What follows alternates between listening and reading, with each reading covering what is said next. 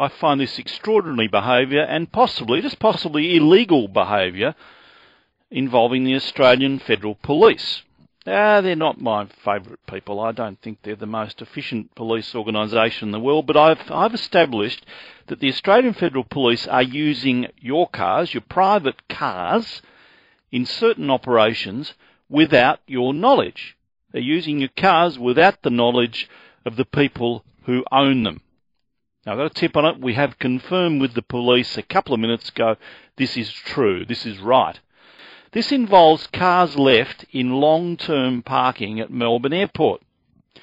And what the police are doing, what the Federal Police are doing, is using their cars in this way. They get sponges, rags and sponges, and they infuse them with drugs, or perhaps gunpowder residue or explosive residue. They infuse them with the sort of stuff that they go searching for. Now, the police get these rags and they stuff the saturated rags around cars, under the wheel arches of cars or in the well where the wipers are. So they hide these saturated rags on the cars, and then they get their dogs to search. So they go out searching with rags soaked in gunpowder or drugs or explosive stuff or whatever on your car. They're using your car, which you've parked there, without telling you. Now, I find it quite extraordinary. I think potentially illegal. I would have thought it's illegal to interfere with a car in this way when it's left in that place. If they're going to stick this stuff all over your car, you should be told. It is absurd to think you could leave your car at the car park and come back and find it was soaked with drugs. But imagine if your car had been used without your knowledge for this training exercise, and there's been a drug-soaked rag stuck under the windscreen wipers, and then you're pulled over by the Victoria Police as you drive off, and your car is searched for some reason by dogs. You don't know why it reeks of cocaine or whatever, but it does. And you've got a problem. You've got a lot of questions to answer. You've got to try and explain to Victoria Police why the drug detection dog's going out of its head over your car. I'm indebted to one of our listeners for a tip-off on this. It happened to her yesterday. She'd been away a couple of weeks, left the car, long-term parking, got back to collect it, saw a green Wet-Ex, she describes it as, a green Wet-Ex stuffed into the bonnet near the wipers. Pulled it out, looked at it, don't know whose this is, put it in the car, planning to throw it out later because there were no bins around. And then a man approached her. She thinks he had a Federal Police badge on, approached and said it was his sponge. Could he please have it back? And then he said to her, go home, make sure you wash your hands well. Make sure you wash your hands well after handling that sponge. Then as she drove away, she noticed the dogs and the training exercise, and she alerted us. It's just absurd. I mean, it's Keystone Cop stuff. Federal Police again. I think it's insulting and possibly illegal. I hope to speak later to our listener who was caught up in the middle of it yesterday. But on the line, David Gelbally, QC, Program Legal Advisor. David, morning. Good morning, Neil. Is it illegal? Well, it's certainly an interference with the car, and it's not illegal as we know it, but it may cause damage to the individual and result in the Federal Police being liable for that damage. That's the exact answer, the example that you gave of being pulled over by the State Police. Trauma may well come upon the person who's driving the car when asked, why are we able to detect narcotics in your car and on your car? What have you been doing? The consequence of that, of course, would be serious. It's certainly a breach of a duty of care by the Federal Police in the way in which they go about their business. And they owe a duty to the public to protect them and not to put them in dangerous situations or situations where injury could flow from it, whether it's psychological injury or physical injury. Well, if I'm wandering through the long-term car park as a civilian and I choose to do something to somebody's car, am I able to? Have the police got a bit of an exemption? Oh, no, of course you're not. Well, have they got an exemption? Of course you're not. Have they got an exemption? No, they're not protected. No, they're certainly not protected. It's appalling conduct to think that the Federal Police would go about doing this. They'd go out into a paddock and hide the substances under trees and bushes and give their dogs some exercise while they're doing it. To use civilians' cars and to expose people for risk of either psychological damage in this situation that you've exposed, or alternatively, why do you have to wash your hands? Is there substance on the sponge that's going to cause damage to your hands? They may cause personal injury, rashes, or other things to the person. Then they'll be liable for the consequences there. I guess all those things are unlikely, but the point is the breach of trust, isn't it? I mean, we don't expect to leave your car at a car park and have the federal police playing games with it with drugs and explosives. No, that's exactly right. It's a breach of trust, and it's an interference with a private person's property. The car is their property, and it's an interference. Technically speaking, it may well be a trespass. Yeah, interesting case that we had yesterday with the woman who tipped us off to it. She's thrown the rag into her car. She's going to dice it when she gets home. If she gets pulled over and has got a drug-sodden rag in the car, somebody's going to say, why? And do you think the state police, when questioning her immediately on the scene, are going to believe it? Oh, look, it happened to be left there by the federal police. You know, do you really think a policeman's going to believe that initially? Of course not. She's going to be treated as a suspect, and she's going to be presumed in possession of narcotics, because that's the law under our Drugs, Poisons and Controlled Substances Act. If you're in possession of it, if it's in your car, you're deemed to be in possession. Prove you don't know it's there. Thanks, David. David Gelbley, QC, Program Legal Advisor. We have confirmed with the Federal Police this is their practice. I don't know how often it happens.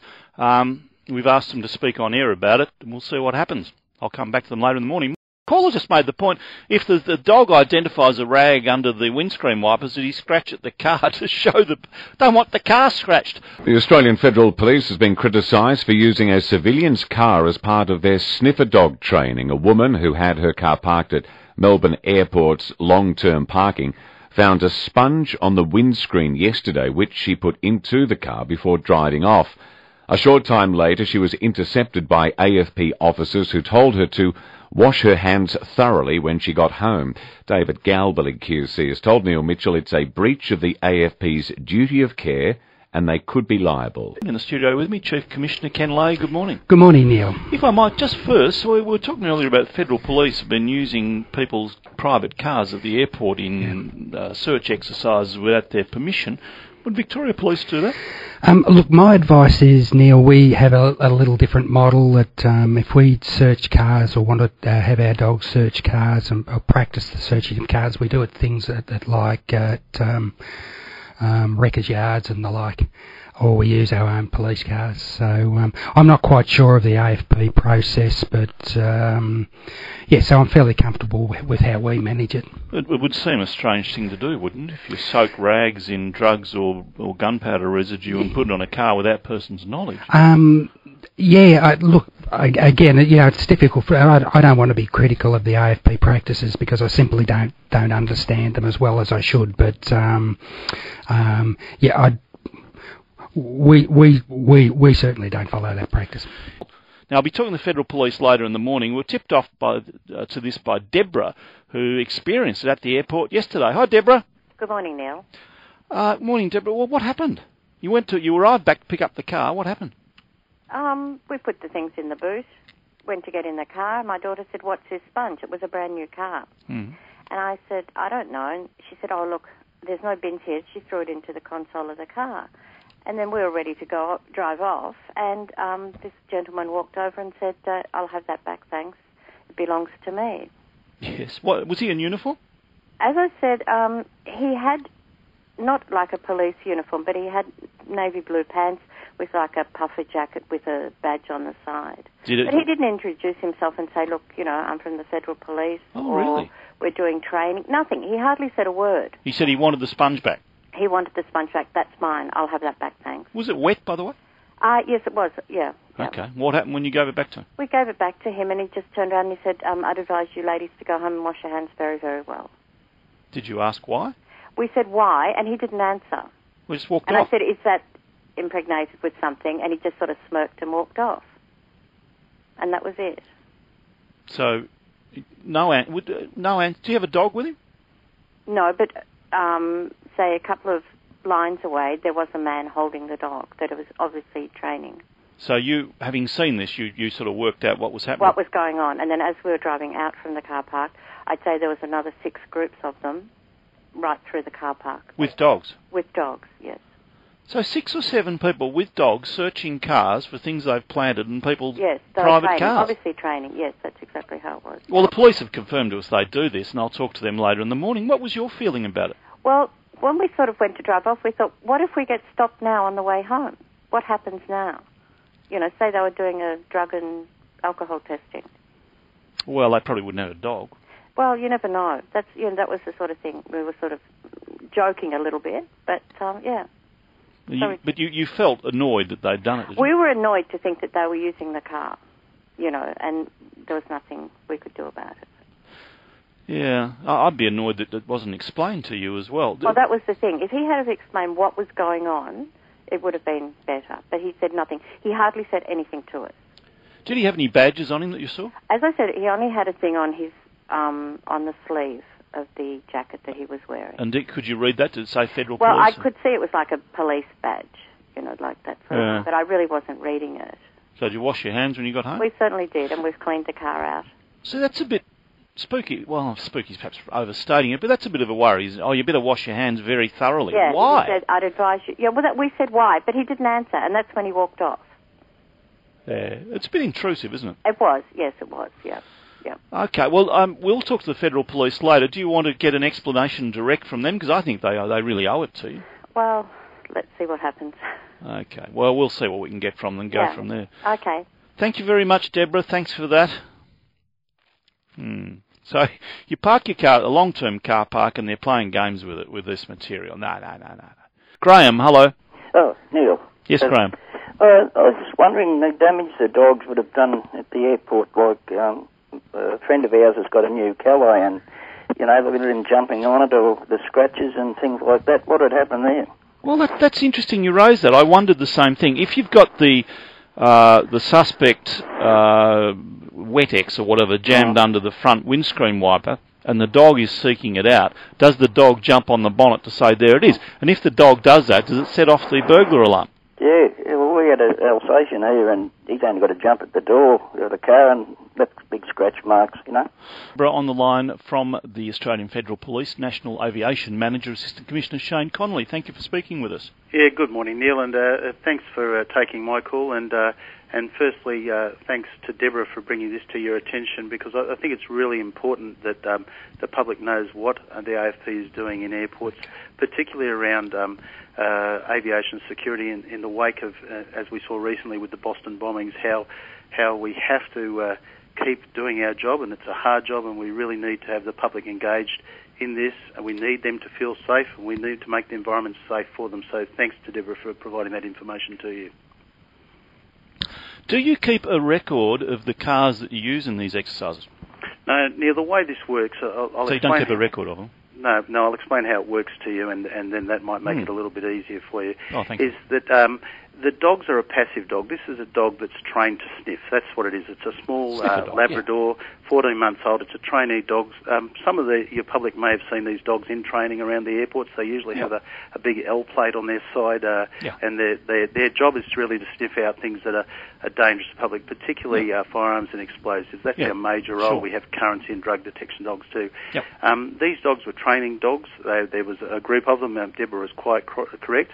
And we take them to the environment where they're operating. They have to understand their environment because if they can't work in their environment, they're not successful at their job. Fair enough. What we're training them to do, Neil, is actually to sniff up. Believe it or not, dogs like to sniff down, and if you've got your own dog, you'll know that he's always sniffing along the ground. But that's not what we want these dogs to do. We want them to be able to sniff everywhere. Mm-hmm. And the exercise is actually about that: have this little dog to sniff and to sit down, and once they've identified the scent. So we put the scent in all different places, and in this case, Deborah is quite correct, a sponge which contains water, and within the water was the scent was impregnated in the water, was placed on her car. And what was the scent?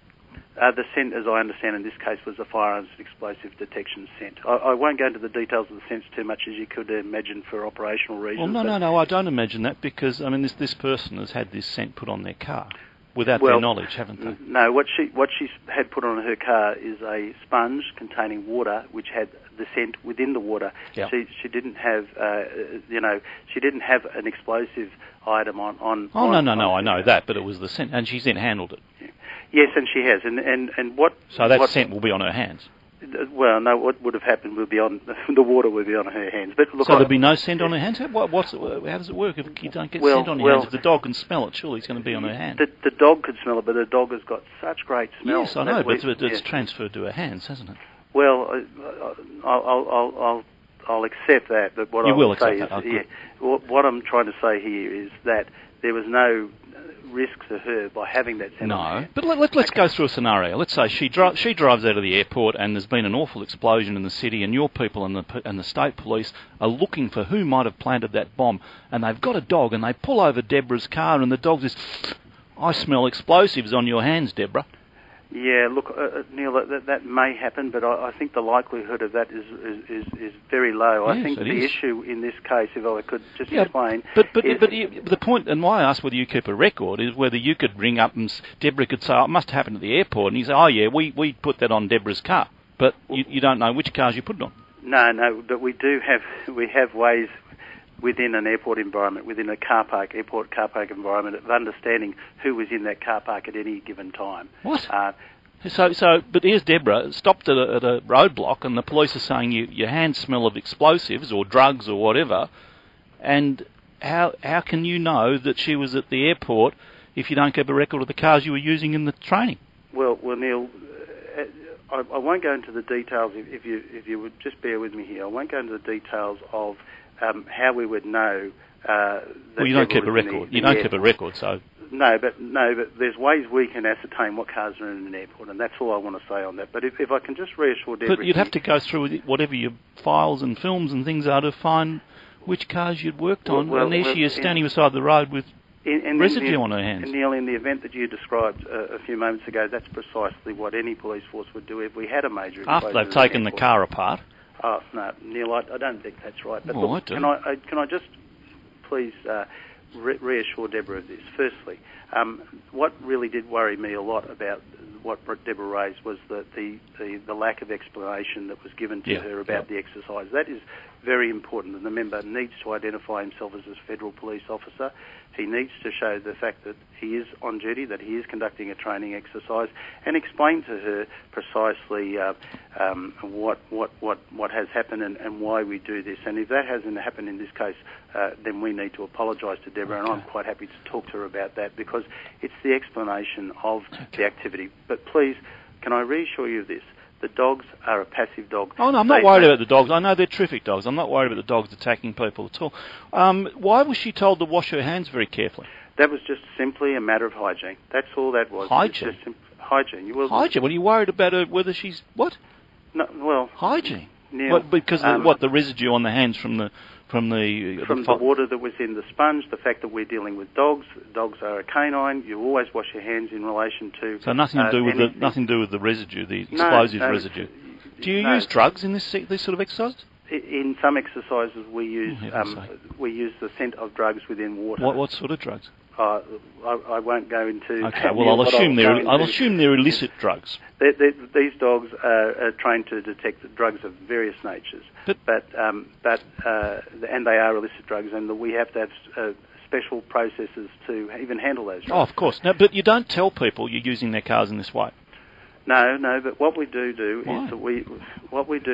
that we run these training exercises across the whole of the airport, all right? It's not just in a car park. So the training exercises for these dogs are run throughout the daily life of an airport. The dogs, the public that travels there... Oh, yeah, but you're not putting the scent of drugs or bombs onto my baggage as I book in, or that would cause all sorts of trouble. I mean, I see the dogs running around the airport, and I understand that's training, and that's terrific. That's all very important.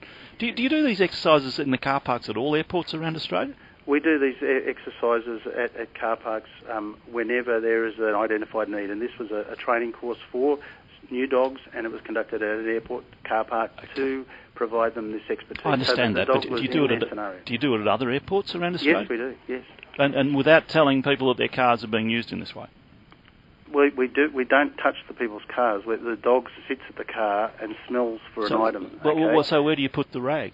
The little sponge is placed on or near a car, not just cars, Neil. But you put it on the car, but you don't touch them. No, but the dog doesn't touch the car. No, I'm not worried about that. I know the dogs are beautifully trained, but you put the sponge on a person's car, infused with some of this stuff, and don't tell them. Well, that is correct, but the reason we do that is because we have to keep people safe, Neil. But why not put a little card on their car saying your car was used in an exercise, if you've got any questions, ring Joe Bloggs? Well, Neil, that may be a good suggestion that I'm certainly happy to consider, because I understand your point there. But what I want to reinforce with you is that we need to train these dogs in this way so they understand their environment. Don't question we need to be able to keep people safe. In a perfect world, we wouldn't have to do this at all. But why wouldn't you use your own cars? Neil. Why wouldn't you use your own cars? Neil, the environment the dog operates in every day, the dog needs to get used to the environment but park your cars in the airport, long-term parking, and use them.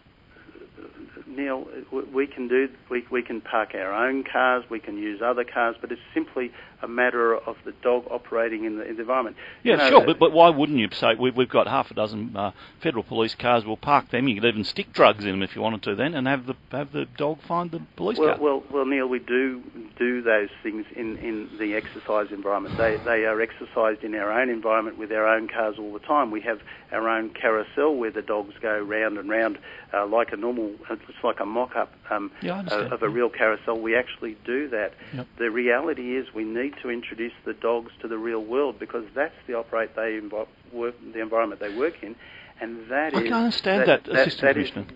That is the only way we can train these dogs to do their job I understand. properly. But do you understand that a person parks their car in this situation, they expect it's going to be safe? And there are... All right, I've given an extreme example. You're driving through town and there's an explosion. But, you could get the residue on your hands, you could handle your baggage. Your baggage then... And heaven knows, every time I go through, they run the thing over my baggage to see whether I've got bombs in it or something. Mm-hmm. There are all these sorts of possibilities. And in total ignorance, I'm standing there in a position that you have put me in. Well, no, Neil, I don't agree with that. What's wrong with that scenario? I've handled the sponge, I've then handled my bag, the bomb residue's gone from the sponge to my hands to my bag. Well, Neil, you know as well as I do that if there is any residue on you, the next thing that would happen at a checkpoint if you had bomb residue on your hands was they'd ask you to open your bag, and if there's nothing in your bag, you continue on your merry way. Well, I've got bomb residue on my hands, and the security people are saying, oh, it's all right, you can come on. No, because you're talking a scent here.